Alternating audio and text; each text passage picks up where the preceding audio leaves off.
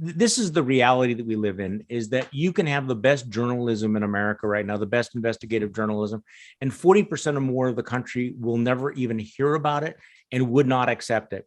I mean, I remember this back in 2016, when I think the Washington Post was doing a series of investigative reports into Donald Trump's charities. And I found it absolutely fascinating. And David Fahrenhold went on to win a Pulitzer Prize. And I remember having him on my radio show. And the reaction of the audience was, boy, this is awfully interesting, but I'd never heard of this before.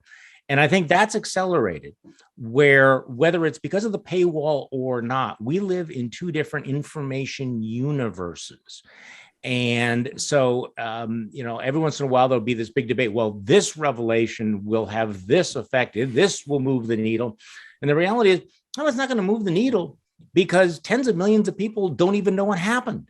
See, I mean, there was once a time when we had sort of, a common basis of reality, the media universe that David was describing. You had a newspaper, you watched the networks. I mean, there's a lot of reasons why it's great that we've democratized the media, but also to realize that there's no longer that unified audience. So the New York Times, the Wall Street Journal, the Washington Post, others have done amazing investigative reporting. And one of the reasons why it has no effect whatsoever is because of these alternative universes.